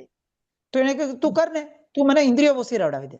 એટલે હર્ષાબેને પોતાની રીતે આવી રીતે બોલવાનું શરૂ રાખ્યું કે હું મારી 5 ઇન્દ્રિયોને પણ વોસીરાવું છું, હું આ કરું છું, હું ઇન્દ્રિયો મારી નથી, હું ઇન્દ્રિય નથી. અને આવું જ્યારે બોલાતું હતું, એક ક્ષણે 6 ને 5 એમણે આંખ આમ સાહજિક રીતે આંખ બંધ કરી અને મોઢું ખુલ્યું અને એમનો દેહ નીકળ્યો. કોઈ એક વ્યક્તિ જેનું 30 વર્ષથી જીવન લોકોના તિરસ્કારનું કારણ બન્યું હતું, અને તેમ છતાં તમે મૃત્યુ જુઓ તો આપણને ઈર્ષ્યા થાય, એકચ્યુઅલ ઈર્ષ્યા થાય. આવું મૃત્યુ, આખી જિંદગી આપણે ધર્મ કરીએ છીએ શેની માટે? સમાધિ મૃત્યુ માટે. અને આનાથી સારું મૃત્યુ શું હોઈ શકે? એટલે હું ગઈકાલ રાતથી વિચારું છું કે મૃત્યુ સમાધિ માટે વિદ્વત્તા એ એકચ્યુઅલી કોઈ કારણ જ નથી. સમાધિ માટેનો સૌથી મહત્વનો ગુણ જો એક હોય તો એક જ છે કે સરળતા. આ વ્યક્તિમાં એક સરળતા હતી કે એમના મનમાં જે આવ્યું એ બહાર કરી દેતા હતા. એમને ગુસ્સો આવ્યો તો એ બહાર વ્યક્ત કરી દેતા હતા. આપણે કદાચ એને વ્યવહારિક રીતે બહુ યોગ્ય નતા ગણતા, એ વસ્તુ અલગ છે, આપણે એનો બચાવ નથી કરતા. પણ મૂળ આ વ્યક્તિના ગુણની અપેક્ષાએ વાત કરીએ તો એવું લાગે કે એક સરળતાના આધાર ઉપર આ મહાત્મા એવું મૃત્યુ પામ્યા કે જે મૃત્યુ માટે આપણને ઈર્ષ્યા થાય એવું નહીં, આપણને આપણું જીવન દાવ પર લગાડવાનું મન થાય કે જો આવું મૃત્યુ મળતું હોય તો મને 25 વર્ષ પછી નથી જોઈતું, આજે જ જોઈએ છે. કેમ? કારણ કે પ્રભવ આવા મૃત્યુથી સુધરશે. તો હું ખરેખર આમ ગઈકાલથી આમ સતત મગજમાં ચાલે છે, ભલે બીજી 10 જગ્યાએ જતા હોઈએ પણ મગજમાં ચાલે છે કે આ સાહેબ કેટલું બધું શીખવીને ગયા કે ભાઈ બહારનો આચાર, બહારનો વિચાર, એના આધાર ઉપર આપણે ક્યારેય કોઈને જજ ન કરી શકીએ. આ એમની પવિત્રતા હતી કે જેના આધાર ઉપર એમને સમાધિ મૃત્યુ મળ્યું છે. તો હું જો પવિત્રતાને એમના આચારમાં શોધવા ગયો હોત તો આ 25-30 વર્ષમાં મને ન મળી દેખાયો હોત. એ પવિત્રતાને હું એમના કોઈ પણ એક્ટિવિટીમાં જોવા ગયો હોત તો મને ન દેખાયો હોત. એનો મતલબ એક જ છે કે મારે કોઈ પણ વ્યક્તિની પવિત્રતાને એની સરળતામાં, એના મનની દશામાં સમજવી પડે કે જેના આધાર ઉપર આ બધી ક્રિયા થાય છે. માન્યતાથી આ મહાત્મા કેટલા સ્પષ્ટ હશે સંયમની બાબતમાં કે એમના અંત સમયે ભગવાન એમની હારે આટલા ઉભા રહ્યા. એમના અંત સમયે સંયમ ધર્મ આટલી હદ સુધી એમની હારે ઉભો રહ્યો અને સમાધિ આપવા માટે કે ભાઈ તમારું જીવન જે બી ગયું, લોકોએ તમને જે આપ્યું તે, પણ મૃત્યુ તમારો સંયમ ધર્મ તમને શ્રેષ્ઠ આપશે. આવી ઘટનાઓ આપણને એકચ્યુઅલી હચમચાવી જાય અને આપણને આપણી ધર્મની પ્રત્યેની માન્યતાને બદલાવવા માટે બહુ પ્રેરે કે હું આટલો બધો આચારના આગ્રહવાળો કેમ છું ભાઈ, કે જેના કારણે મને એના આગ્રહના કારણે સંકલેશ થાય છે, અસમાધિ થાય છે. નહીં, મને અસમાધિ કોઈ પણ પ્રકારે ન થવી જોઈએ, કારણ કે મૂળ તો હૃદયની પવિત્રતા એ મારી શુભ માન્યતાના આધારે ચાલે છે. હું આ બદલાવું, હું માન્યતા બદલાવું. આ માન્યતા જ મૂળ છે કે જે મારી સરળતા નક્કી કરે છે, સહજતા કરે છે. તો આવા દ્રષ્ટાંતો આપણા જીવનમાં ઘણા બનતા છે. કારણ આ છે કે મને લાઈફને સાથે એવી એક અવસ્થા છે કારણ કે મારે ઉત્સાહ હતો અને બહુ સ્વભાવ. તો ઘણીવાર એવું થાય આપણે જીવનમાં ક્યારેક નબળી પડે, પણ આ મહાત્માને કેટલાક નબળા જો ગણ્યા પણ હોય તો એ કેવડી મોટી ભૂલ હશે. અને આપણી માન્યતા, આવા તો કેટલાય જગતમાં વ્યક્તિઓ છે કે જેને અત્યારે નબળા ગણે છે. કાલે ઉઠીને એ જ વ્યક્તિ તીર્થંકરનો જીવ નીકળ્યો તો શું થશે? કાલે ઉઠીને કોઈ એ જ વ્યક્તિ આમ શ્રેષ્ઠતમ સમાધિ મૃત્યુ પામશે ત્યારે આપણી માન્યતા કેટલી ગોંચમાં પડી જશે, કેટલું દુઃખ થશે આપણને કે યાર મેં આવા વ્યક્તિ માટે આવું કરેલું. તો why should I wait for the end? હું આજે જ કેમ એ માન્યતા ન બદલાવું? તો આવી કેટલીક ઘટનાઓ એ આપણને ઇન્સ્પાયર કરવી જોઈએ. આપણા દરેકના જીવનમાં આવું થતું હશે. આ તો મારા જીવનમાં થયું એટલે હું સાહજિક રીતે શેર કરું છું કે માન્યતાઓના બદલાવ વિના આપણું જીવન બહુ અધૂરું છે, બહુ જ અધૂરું. સરસ. આમાં બેઝિકલી મોસ્ટલી તો એવું હમ. લાગે છે કે જનરલી બીજા પ્રત્યેનો જે મારો રિએક્શન છે એ તો મારા અહંભાવ, ઈગોથી જ ઓપરેટ થતું હોય એવું લાગે છે, રાઈટ? કે ભાઈ ઈગો જનરલી કરતા પણ માન્યતા જ. ઈગોને દોષિત કરાવશું ને તો આપણે ઈગો કાઢવા પ્રયત્ન કરશું. બેઝિકલી ઈગો કાઢીને બહુ ફરક નથી પડવાનો, કારણ કે એના રૂટમાં માન્યતા છે. એ આજે ઈગો છે, કાલે ક્રોધ વાપરશે, પરમ દિવસે લોભ વાપરશે, ચોથે દિવસે માયા વાપરી લેશે. અલ્ટિમેટલી ઈ ઊભી રહેશે. ના, એટલે એ પણ એક જાતની માન્યતા છે ને કે I am something better than others. એટલે એ બેટર પ્રૂવ કરવા માટે I look at their faults Yes. અને એ લોકોને કેવી રીતે હું આ જે પૂજાનો જે દ્રષ્ટાંત આપ્યું બિગનિંગમાં, એ તો ક્લાસિક છે. લાઈક ઘણી વાર એવું થાય છે. તો એમાં પણ એ જ લાગે છે મને કે લાઈક જનરલી એ because I have this thing કે હું આટલા વર્ષોથી પૂજા કરું છું, so I am an expert and I need to tell others how to do this. અને પછી એમાં જે પણ વી પુટ અધર એક્સક્યુઝેસ કે ભાઈ આવું ના કરીએ તો વિધિનો ભંગ થશે ને આજ્ઞાનો ભંગ થશે ને ઓલ ધેટ. તો રૂટમાં એવું જ લાગે છે. તો એ બીજા પ્રત્યે એવું તો મારા જાત પ્રત્યે એ કેવી રીતે વિચારવાનું કે લાઈક જે સપોઝ આ આંબિલનો એક્ઝામ્પલ આપ્યું હતું, તો ઇફ આઈ ફીલ કે લાઈક આ મારાથી નહીં થાય તો એ is it like a soft corner for that I have for myself કે એ That we have to check at that moment. એવું બની શકે આ સોફ્ટ કોર્નર પણ હોય અને એવું પણ બને કે નહીં એ રિયાલિટી હોય. That check every, it cannot be taken granted. એ પર્યાય પ્રમાણે બધું જ બદલાય છે. મારા શરીરનું આખું તંત્ર બદલાય છે બીજા પર્યાય. તો હું પહેલાની ભૂમિકાને કેમ આટલું બધું વેઇટેજ આપું છું? Past is never important. Important is right now what is happening with me. And I should evaluate that. કે ભાઈ આ અત્યારે શું છે બોલો. મારે સોનું લેવું હોય તો હું સોનીને ત્યાં જઈને નથી કહેતો કે 2 મહિના પહેલા યાર 90,000 ભાવ હતો. ઓલો એમ કહેશે કે ભાઈ વર્તમાનમાં જીવ. અને ત્યારે મને તત્વજ્ઞાન લાદવું જોઈએ કે હા વર્તમાનમાં 2 લાખનો ભાવ છે ભાઈ, ચાલો આ રૂપિયા આપો એને. તો જેમ બીજે બધે હું સ્વીકારું છું કે વર્તમાનમાં જીવવું જોઈએ, તો હું મારી જીવનની શૈલીમાં કેમ નથી સ્વીકારતો કે વર્તમાનમાં જીવવું જોઈએ? એ હાર્ડ લાગે છે બીકોઝ આઈ થિંક જે પાસ્ટના એક્સપિરિયન્સીસ હોય એના પ્રકારે એક જાતનું મેન્ટાલિટી માઇન્ડસેટ થઈ જાય તો એ જ એવી રીતે જ ઓપરેટ કરીએ છીએ. તો એટલે આ ચકરડામાંથી બહાર આવવાનો એક માત્ર માર્ગ છે કે આપણે પોતાની જાત ઉપર કમ્પલ્શન રાખીએ કે તારે જે કરવું હોય તો કર, પણ વિચાર્યા વગર કંઈ નહીં કરવા દો તને. જો આ આગ્રહ રાખશું આપણે પોતાની જાત માટે, તો વિચારતા વિચારતા આજે નહીં ને 2 દિવસે કે 4 દિવસે આપણે કંઈક ને કંઈક ચેન્જ લાવી શકશું. પણ વિચાર્યા વગર જીવન વિચાર્યા વગર ધર્મ, વિચાર્યા વગર કોઈ પણ પ્રકારની વસ્તુઓ એ આપણને જોઈએ એવો ફાયદો જ નથી આપતી. કારણ કે એ માન્યતા તો મિથ્યાત્વની પુસ્તક. તમે જુઓ, આમ સામાન્ય રીતે આપણે વિચાર કરીએ તો આપણી અત્યારની ધર્મ આરાધના એ પાપાનુબંધી પુણ્યના આધારે થતી હશે. કેમ? કારણ કે એનો અનુબંધ મિથ્યાત્વનો છે અને બંધ કદાચ શુભ ક્રિયા કરી છે તો પુણ્યનો. ચાલો એ બહુ રેર છે પણ છતાંય આપણે ગણીએ ચાલો, તો પણ પાપાનુબંધી પુણ્ય. હવે પાપાનુબંધી પુણ્યનું ફળ જુઓ, ભવાંતરમાં શું મળે? તો કર્મગ્રંથ શું કહે છે? તો કે ભવાંતરની અંદરમાં શ્રેષ્ઠ અનુકૂળતાઓ મળે, પણ મતિ એ આપણને વિપરીત મળે. આ અત્યારે આપણો જે ભાવ છે ને, આ બેઝિકલી પાપાનુબંધી પુણ્યનો ભાવ છે, કે જેમાં ધર્મ કરવા માટે આપણને કઈ અનુકૂળતા નથી ને પ્રશ્ન છે, અને તેમ છતાં આપણી બુદ્ધિ ધર્મ તરફ વળતી જ નથી. કેમ? કારણ કે આપણે જે શુભતા બાંધી હતી પૂર્વમાં, એ પાપના અનુબંધ, મિથ્યાત્વના અનુબંધ વાળી, માન્યતાના અનુબંધ વાળી બાંધેલી. માન્યતા બદલાવ્યા વગર ક્રિયા બદલાવેલી. એના કારણે આપણે આ વખતે ભોગવીએ છીએ કે ભાઈ આપણને માન્યતા બદલાવાનું મન જ નથી થતું. આપણને એમ થાય કે હું ક્રિયા બદલાવું. પેલા હું હોટલમાં પૈસા વાપરતો હતો, હવે હું સ્વામી વાત્સલ્યમાં પૈસા વાપરીશ. બટ અલ્ટિમેટલી ખાવાનું ઇમ્પોર્ટન્ટ તો ઊભું જ રહ્યું. માન્યતા ઘા કરવો છે મનુષ્ય ભાવમાં તો ફક્ત ને ફક્ત માન્યતા પર કરીએ. બીકોઝ ક્રિયાનો બદલાવ એ બહુ તો પાપમાંથી પુણ્યમાં લઈ જશે, પણ વિશુદ્ધિ નહીં આપે.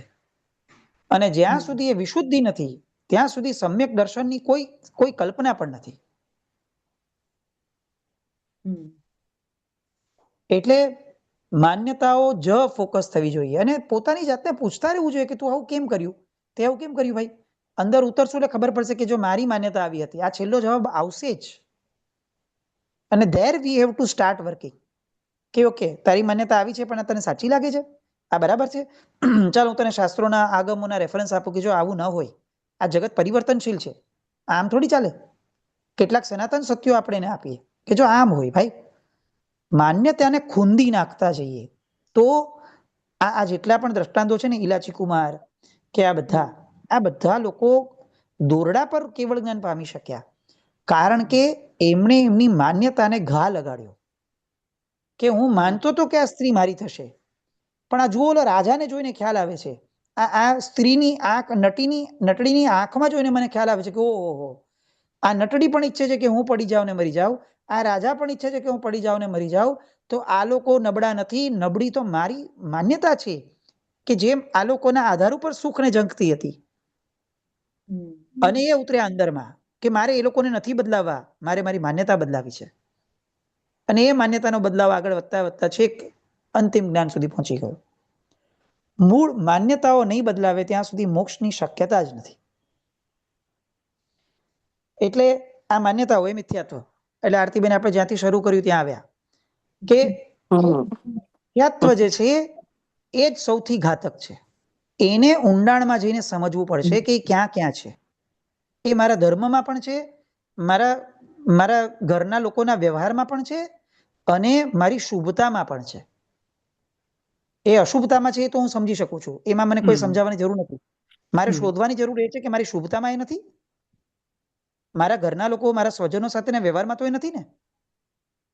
કે ભાઈ મને એ લોકો ઉપર ગુસ્સો આવી ગયો સમજો, તો ગુસ્સાનું કારણ ખરેખર કોઈ ઘટના જ છે કે મારી માન્યતા છે પાછી? તો આ ચકાસવું જ પડશે. આવી રીતે ડેપ્થમાં જતા જતા જતા આપણને આપણી પોતાની સેલ્ફ મળશે કે જે મેળવવા માટે આ જન્મ મળ્યો હતો.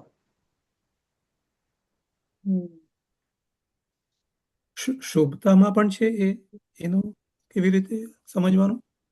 આવી રીતે જુઓ, મેં તો આપણે જે પૂજાનું દ્રષ્ટાંત લીધું, તમે પ્રામાણિકતાથી આપણે જોઈએ કે અગર કોઈ વ્યક્તિ અવિધિથી પૂજા કરતું હોય તો એને વાળવું એ શુભતા છે કે અશુભતા છે? એટલે શુભતા ને, આપણો શુભતા ને. ફર્જ નથી ત્યાં, એવું જનરલી કે છે ને કે આપણે જાણતા હોઈએ અને અવિધિ થતી હોય તો ઇઝન્ટ ઇટ આપણી રિસ્પોન્સિબિલિટી ત્યાં નથી કે આ આખા પેરેગ્રાફને એક વાક્યમાં બોલો, શુભતા. રાકેશભાઈ, શાલીભદ્રભાઈ, શીલચંદ્ર સુરી મહારાજ સાહેબ, વ્યાખ્યાનમાં હંમેશા કહેતા કે પ્રતિક્રમણમાં આવ્યા છો અને કોઈએ આમ પકડ્યું કે આમ પકડ્યું કે તમને મોનિટર નથી નિમ્યા, તમે તમારું કરો. અને આ શાલીભદ્રભાઈએ જે કીધું પૂજાનું, એ જ આ વસ્તુ છે કે આપણને કોઈએ મોનિટર તરીકે નિમ્યા નથી. તું દર્શન કરવા આવી છું, તું તારું કર. હું તમને હાઈટ કહું, આ આપણા સર્કલ પૂરતું છે એટલે હું કહું છું. મુક્તિદર્શન મહારાજ સાહેબ હંમેશા આવું કહેતા હતા કે ભગવાન જ્યારે શાસનની સ્થાપના કરે છે ને, ત્યારે એ કોઈ વિધિ માર્ગની સ્થાપના નથી કરતા, એ આત્માને પ્રાપ્ત કરવા માટેના માર્ગની સ્થાપના કરે છે. આ વિધિ માર્ગ એ પાછળથી આપણને થોડું ઠેકાણે રાખવા માટે પૂર્વાચાર્યોએ ઊભી કરેલી ઘટના છે કે જે આપણા ભલા માટે. પણ આ બધાનો મૂળ લક્ષ્ય શું છે? તો કે લક્ષ્ય તો આત્માનું શાસન છે. આત્મા અનુશાસનમાં રહે છે તો શાસન, અને આત્મા અનુશાસનમાં નથી રહેતો તો એ વિધિ માર્ગ હોવા છતાં પણ શાસન નથી. અને મોક્ષ આપણને શાસન આપવાનું છે, ધર્મ નથી આપવાનો. ભગવાન અનેક તીર્થંકર અનંત તીર્થંકર પરમાત્માઓ ધર્મની સ્થાપના નથી કરતા. ધર્મની સ્થાપના તો ફક્ત પ્રથમ તીર્થંકર એમના આચાર પ્રમાણે કરે છે. બાકી બધા જ તીર્થંકર પરમાત્માઓ શાસનની સ્થાપના કરે છે. કેમ કોઈએ ધર્મની સ્થાપના ન કરી? કારણ કે તમને મોક્ષ તો વ્યવસ્થા તંત્ર અપાવવાનું છે. ધર્મ એ બહુ નાનું અંગ છે શાસન. વિધિ માર્ગ એ શાસનનો બહુ નાનું અંગ છે. નાના અંગ માટે મોટા અંગને હેરાન ન કરાય. કોઈકે વિધિનો લોપ કર્યો ફોર એક્ઝામ્પલ, તો એની માટે આખું ને આખું પ્રકૃતિગત વ્યવસ્થા તંત્ર, રાગ દ્વેષ તોડવાનું, એ વ્યવસ્થા તંત્રને હું બદલાવી ન શકું. સાહેબ આવું ઘણી વાર કહેતા, આ તો આપણું સર્કલ છે એટલે ખાલી કહું છું, બાકી ઘણી વાર સાહેબ આવું કહેતા કે તિથિ એ ધર્મ છે અને રાગ દ્વેષ એ મોક્ષ માર્ગ છે. તો તિથિના કારણે રાગ દ્વેષ બંધાતા હોય તો હું ધર્મના કારણે શાસનને દુભું છું. તિથિ તો ફક્ત ને ફક્ત સામાન્ય અંગ છે, એની માટે કઈ રાગ દ્વેષ બંધાતા હશે? રાગ દ્વેષને તોડવા માટે શાસન છે, અને શાસનનું એક અંગ એ બરોબર છે કે નહીં એની માટે હું શાસનને તોડું છું. આ તિથિ એક એક્ઝામ્પલ છે. હું ઓવરઓલ આખું કહું છું કે કોઈ ખોટું પણ કરે છે તો પણ રાગ દ્વેષના નિમિત્તથી એ કાર્ય ન થવું જોઈએ. સ્વ ને પર બંનેમાં મારી કહેવાની ડપ પણ એવી હોવું જોઈએ કે ન મને દ્વેષ થાય ન એને દ્વેષ થાય, અને એને ટોક્યા પછીથી ન મને રાગ થાય. નહીં તો તમે જુઓ અત્યારે તો આ સૌથી મોટો પ્રોબ્લેમ છે કે કોઈએ આપણા પ્રમાણે એક ઉપવાસ બી કર્યો હોય ને તો આપણો રાગ પોષાય છે કે આમ તો કઈ નહીં, ભલે એ તો બધું ભગવાને જ કરાવ્યું, પણ આપણે પ્રેરણા કરી લઈએ ને. તો મેં શું કર્યું? હું આ સેશન લીધા પછીથી મને ગલગલિયા થાય કે જુઓ આમ આરતીબેન કે બીજા લોકો કેટલા વખાણ કરે છે, તો થયું શું? તમે લોકો પામો છો ને હું શું કરું છું? હું રાગ પોષું છું. તો હું જ્યારે રાગ પોષું છું ત્યારે હું ભગવાનના શાસનની બહાર નીકળું છું. આ ભય મને લાગવો જોઈએ. એક નાનકડી પણ સંવેદના કે વિચાર કરતા મને આ ભય લાગવો જોઈએ કે હું ભગવાનની શાસનની બહાર નથી નીકળતો ને. કારણ કે શાસન એ રાગ દ્વેષના નિર્મૂલન માટેનું તંત્ર છે. મારી એક પણ શુભ ક્રિયા મને રાગ દ્વેષ કરનારની અનુમતિ નથી આપતી. તો આ બધું આ શાસનને મૂળથી સમજશું ને તો જ ખ્યાલ આવશે. આપણે ફક્ત ધર્મને સમજવામાં વિધિ અવિધિ એનો વિરોધ નથી કરતો હું, પણ હું એમ કહું છું કે આ બધાથી પર મૂળભૂત સિદ્ધાંત એ રાગ દ્વેષનું નિર્મૂલન છે, કશાયોની મંદતા છે, એની માટે જ ધર્મ છે. તો એ ખાસ નજરમાં રહે એ બહુ આવશ્યક છે. સરસ. ટાઈમ થઈ ગયો છે, તમે બધાને ખીચું છું. આમ બહુ ફ્રેન્કલી કહું રાકેશભાઈ, ગુજરાતી હોય છે ને તો સાહજિક રીતે કેટલુંક નીકળે છે. આપણે વી કેન કરી શકીએ ગુજરાતીમાં પણ ઓલું જે બીજા હિન્દી ભાષી માટે we can do something else, એમને માટે કદાચ ટ્રાન્સલેટ એટલે કરી હિન્દી વચ્ચે વચ્ચે લઈ લેશું, એ આવશે ને ત્યારે આપણે હિન્દી પણ વચ્ચે વચ્ચે લઈ લેશું. પણ સામાન્ય રીતે શું થાય છે કે માતૃભાષા છે એટલે એ હંમેશા મારી સંવેદનાને છે ને એ આ કોઈની પણ માટે કદાચ આવું હશે કે સંવેદનાઓ એ માતૃભાષામાં જ આવે. આપણે વિચારશું ત્યારે હંમેશા માતૃભાષામાં જ વિચારશું. એ થોડો ફરક આજે જે મેં અનુભવ્યો હું ખાલી કહું છું કે આમ થોડો આજે હું મને હિન્દીમાં કશો વાંધો કદાચ નહીં હોય હિન્દીમાં પણ, બરાબર. પણ તેમ છતાં આજે એક આજનો થોડો આનંદ વ્યક્ત કરું છું, એટલે આવતા વખતે ફરી મને ગુજરાતીમાં બોલવું છે એવું નથી. Now, as a listener, at least મને એવું નહીં લાગ્યું. I mean, I felt કે એકદમ હિન્દીમાં પણ સરસ જ હતા આપનું ઓકે, વ્યાખ્યાન. તો પછી વાંધો તો નથી. પણ મે બી એઝ અ ના, આ મારી માન્યતા હોઈ શકે. You would know better. ના, આ મારી માન્યતા હોઈ શકે છે. આ મારી માન્યતા હોય કે હું ગુજરાતી બરાબર બોલું છું. ચાલો, બીજું કઈ પ્રશ્ન છે કોઈને? નહીં તો we can end here. પ્રણામ શાળીભદ્રભાઈ. હાજી, પ્રણામ.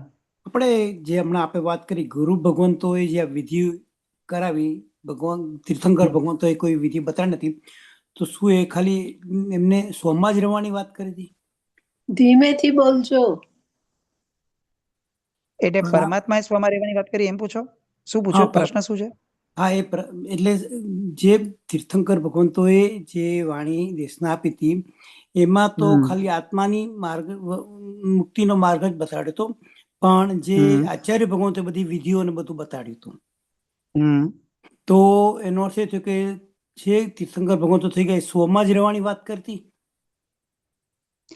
એને એ સ્વમાં રહેવાની વાત તો આચાર્ય ભગવંતોએ પણ કરી છે. મૂળ તમે સમજો, હું તમને એમ કહું કે મારે ઢોકળા બનાવવા છે, ઓકે, તો એઝ અ ઘરનો હેડ હું એમ કહું છું કે ભાઈ આજે ઘરે ઢોકળા બનાવજો. હવે હું કોઈ દિવસ એમ કહું કે પેલા અડદના ઓલાને પલાળજો, પછી એને ક્રશ કરજો, પછી એ કર્યા પછીથી આ કરજો? એ કોણ કરશે? એ રસોઈ બનાવવાળી જે વ્યક્તિ છે એ બધા જ પ્રોસેસને ગ્રેજ્યુઅલી એ કરશે. તો કોઈ એમ કહી શકે કે ભાઈ ઢોકળા બનાવવા કીધેલું તો અડદને કેમ પીસો છો? ના, કારણ કે આ એક એનો પાર્ટ છે. તો તીર્થંકર પરમાત્માઓ હેડ હતા. હેડ એ જ બોલે કે જે અંતે કરવાનું છે. પછી આચાર્ય ભગવંતોએ એના પ્રોસેસને છણાવટ કરી કે ભાઈ સ્વમાં ઉતરવા માટે શું કરવું જોઈશે. પેલા અશુભમાંથી શુભમાં નહીં લાવવા પડે? તો કે બરાબર છે, એ તો લાવવા પડે. એટલે એમને આ કેટલોક પ્રક્રિયાઓ મૂકી કે ભાઈ આવું બધું કરતા કરતા તમે ધીરે ધીરે અશુભમાંથી શુભમાં આવજો. પછી શુભમાં આવો ને એટલે ધીરે ધીરે આવું વિચારીને પછી શુદ્ધ થતા જજો તો તમે મોક્ષે વયા જશો. બેસિકલી એ લોકોએ અડદ પલાળ્યા, પછી આ કર્યું તે કર્યું, જે બી જરૂર હતી મસાલા, મરી મસાલા બધું કરતા ગયા. એટલે આ બેઉમાંથી એક પણ પ્રોસેસને આપણે એમ છૂટું નહીં પાડી શકીએ કે ભગવાને આવું કીધેલું હતું અથવા આચાર્ય ભગવંતો એથી અલગ કર્યું. Ultimately the things are same. એક જ લક્ષ્યને આધાર ઉપર જ બધું થાય છે. બરાબર. એટલે આ પરમાં જવાનું, એટલે મૂળ સ્વની વાત એટલા માટે કરી કે પરમાં જવાની જરૂર નથી, સ્વમાં રહીએ વધારે સારું, એમ મારવા તો પ્રશ્ન. એ તો 100%. આપણે ત્યાં પરોપકાર ક્યારે પણ ઈષ્ટ નતો ગણ્યો. આપણે ત્યાં પરાર્થકરણને ઈષ્ટ ગણ્યું હતું. આ આપણી વર્તમાન પરિપ્રેક્ષની શબ્દની ઓલી થાય છે કે આપણને એવું કહેવામાં આવે છે કે તમે પરોપકાર કરો, પરોપકાર કરો. નહીં, પરોપકાર માટે તો મારે પર તરફ દ્રષ્ટિ કરવી પડે, અને પર તરફ દ્રષ્ટિ કરું તો મારી સ્વમાંથી દ્રષ્ટિ ખસી જાય, અને સ્વમાંથી દ્રષ્ટિ ખસી જાય તો મારો મોક્ષ અટકી જાય. તો એ તો ઘાતક બને મારી માટે. તો પરાર્થકરણ અને પરોપકારમાં ફરક શું ભાઈ? પરોપકાર એટલે પર ઉપર ઉપકાર કરવો, અને પરાર્થકરણ એટલે શું? તો કે પરના અર્થ માટે કરણ એટલે ઇન્દ્રિયોના કોઈ પણ વસ્તુને કામ પર લગાડવી. પરોપકારમાં બીજા ઉપર ઉપકાર તો જ થઈ શકે કે તો જો હું સક્ષમ હોઉં. એટલે પરોપકાર એ મારી સક્ષમતાને પોષે છે, જ્યારે પરાર્થકરણ જે છે એ સહજ ભાવને પોષે છે કે ભાઈ આપણે આટલું કરીએ છીએ, સાથે કોઈ એક વ્યક્તિ આવ્યું છે, ચાલો એના હિત માટે આટલું થઈ શકતું હોય તો કરી લઈએ. હું ઉપકાર નથી કરતો. ઉપકાર શબ્દ આપણે ત્યાં નતો. જેમ આપણે આરતીબેન ગઈકાલે કે પરમ દિવસે વાત થઈ કે આપણે ત્યાં એક શબ્દ ઘર કરી ગયો છે કે સુપાત્ર દાન કરવું જોઈએ, સુપાત્ર દાન કરવું જોઈએ. આટલા વર્ષોમાં આપણે ત્યારે વિચાર્યું કે સુપાત્રને કઈ દાન અપાતું હશે? સુપાત્રની તો ભક્તિ હોય. કોણ કે સુપાત્રને દાન અપાય? આપણે ક્યારે આવું નથી વિચારતા કે સુપાત્રની ભક્તિ હોય કે દાન અપાય. દાન કોને અપાય? જે દીન છે એને જે અપાય તે દાન. તો સુપાત્ર દીન છે? પણ આપણે કેટલાક શબ્દોના આધાર ઉપર એટલા બધા જઈએ છીએ કે આપણે વિચાર જ નથી કરતા. આમાં કોઈ આવું બોલે છે તો એ ખોટા છે એની વાત નથી ચાલતી. આપણે આપણી લાગણીઓની વાત કરીએ છીએ કે આપણને આવો સાહજિક ભાવ થાય કે યાર સુપાત્રની તો ભક્તિ હોય, સુપાત્રને દાન કેવી રીતે આપી શકાય? તો Correct. એવી રીતે પરોપકાર, પરાર્થકરણ આ બધા શબ્દોનું પણ એક મહત્વ છે. શબ્દના આધાર ઉપર માન્યતાઓ ઘડાય છે.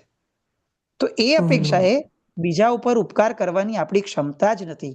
ઉપકાર તો ફક્ત સિદ્ધ ભગવંતો જ કરી શકે. હેમલે મારા સાહેબ અમને એવું કહેતા કે આ તમે બધા નીકળી પડ્યા છો કે અમે તીર્થ રક્ષા કરશું. ભાઈ તું તારી રક્ષા કર ને આખી જિંદગીમાં તોય ઘણું છે. તું તીર્થની રક્ષા કરવાનું, તીર્થ તારી રક્ષા કરે. તારે તો તીર્થની ભક્તિ કરવાની હોય. તો આ તીર્થ રક્ષા શબ્દ ક્યાંથી કાઢ્યો તમે? હું મારી પોતાની રક્ષા નથી કરી શકતો અને હું ઝંડો લઉં છું કે હું તીર્થની રક્ષા કરીશ. કેવી રીતે થાય? તો કેટલાક શબ્દો જે છે ને એ આપણી અંદરની અધુરાશનું પરિણમન છે. આપણે એ શબ્દોમાંથી પણ બહાર આવવું જોઈએ. આપણે સત્યનો સ્વીકાર કરવો જોઈએ કે પર ઉપકાર એ કામ જ નથી. આદિ પર ઉપકાર નથી શકતો ભાઈ. જો ખરેખર ઉપકાર કરવાનો શબ્દ હોય તો પહેલા હું મારી ઉપર કરું કે ભાઈ હું અહીંથી નીકળું. હું તો મને માટે એટલે કામ કરતા કરતા કરતા સામાન્ય કારણે મારી ઇન્દ્રિયોને એના કામ પર લગાડું છું. બાકી એનું હિત કરવાનું, એની પર ઉપકાર કરવાની મારું કોઈ તાકાત જ નથી. તો આ સામાન્ય વાતો છે આવી કે શબ્દો પણ બહુ મહત્વના હોય છે. ના, ઘણો ઘણો જ આભાર શૈલેન્દ્રભાઈ. પણ આપણે જે મિથ્યાત્વની વાત કરી ને માન્યતાની, એ તો એટલી બધી ઘર કરી ગઈ છે કે 24 કલાક મારી વાત કરું તો એમ લાગે છે કે આપણે એમાં જ બેઠા છે. એટલી બધી સમજણ આપી તમે ઊંડાણમાં જવાની. ખરેખર ધન્ય છે. ખૂબ ખૂબ આભાર. આપણા બહુ સમજ, આના પર બહુ વિચાર ચિંતન કરવાની જરૂર છે મારે ઘણી. અત્યારના બોલતા ચાલતા વ્યવહારમાં એક્સક્યુઝ મી ઘણો જ ખ્યાલ રાખવો પડે એવું છે એક એક વસ્તુ માટે, એક એક વાત માટે ભાઈ. ને આપણે ઘણું ઘણું ઊંડાણમાં સમજાવ્યું. બહુ જ ઘણો જ આભાર આપનો ભાઈ. થેન્ક યુ ભાઈ. આભાર જેને સમજાવ્યું એનો. ના, પણ આજે આ વસ્તુનો ખ્યાલ જ નથી આવતો ને વિચાર જ નથી આવતો. તમને સાચું કહું તો આપણે એ વિચારવા માટે જ જન્મ મળ્યો છે. ના, પણ એ હકીકત છે. પણ આપણે ન સમજાવ્યું તો તમને ખબર ન પડે. ઘણી વાર તો વિચાર જ નથી કરતા આવો કોઈ. અમને સાહેબ આવું આરતીબેન, આ હું તમને પણ વિશેષપણે કહું છું કે જે લોકોની ઉંમર છે ને વિશેષપણે એ લોકોએ વિશેષપણે આ સંકલ્પને મનમાં દ્રઢ કરવો જોઈએ. સાહેબ આવું કહેતા કે માન્યતાઓને કાઢ્યા વગર નહીં મરવું. આવું સાહેબ ભગવાનને હંમેશા કહેતા કે મારી ખોટી માન્યતાને કાઢ્યા વગર મરીશ નહીં હું. આવો સંકલ્પ ભગવાન આગળ વારંવાર કરતા કે મને મૃત્યુ આપવાનું છે. કોઈ કે નિશ્ચિત વાત છે એની ના નથી, પણ પેલા મારી માન્યતાઓનું મૃત્યુ કરીશ પછી આ મૃત્યુ મેળવીશ. આ સંકલ્પને દ્રઢ કરવો જોઈએ. તો શું થાય કે ભવાંતરમાં આ જ ધારામાં જન્મ મળે.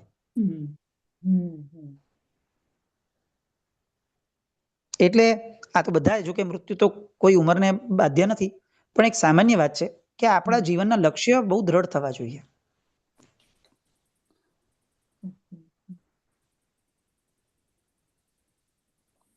ઘણો ઘણો જ આભાર. રાખીએ? હાજી હાજી. બીજા કોઈ પ્રશ્નો છે કોઈને? Keep it for next time. જો જી તો જસ્ટ એક સજેશન કે જો આપણે ટર્ન બાય ટર્ન બધા સમરી કરી શકીએ નેક્સ્ટ ક્લાસ માટે, તો it is very very helpful two re-listen and summarize. So does anyone want to volunteer for next time?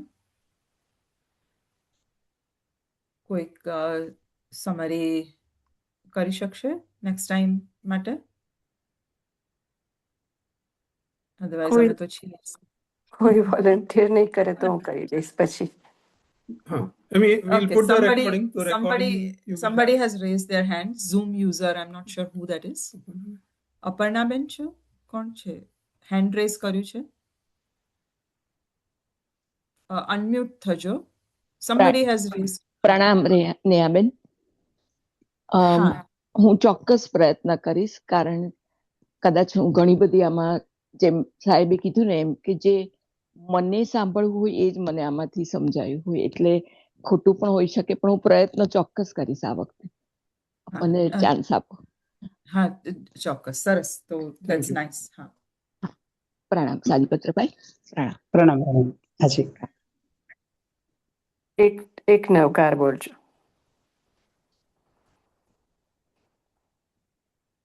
નમો હરિહંતાણમ નમો સિદ્ધાણમ, નમો આયર્યાણમ, નમો ઉવચ્ચાયાણમ, નમો લોએ સબ્બ સાહુણમ, એસો પંચનમુક્કારો સબ્બ પાપપણાસનો, મંગલાણમ ચ સબ્બેસિંહ પડમમ હવૈ મંગલમ. પ્રણામ સર્વેને. જય Jinendra. Jai Jinendra. Thank you very much. જય જિનેન્દ્ર સર્વેને. જય જિનેન્દ્ર. પ્રણામ, સર્વે સાતામાં રહેજો. ખૂબ ખૂબ આભાર શૈલેન્દ્રભાઈ. પ્રણામ.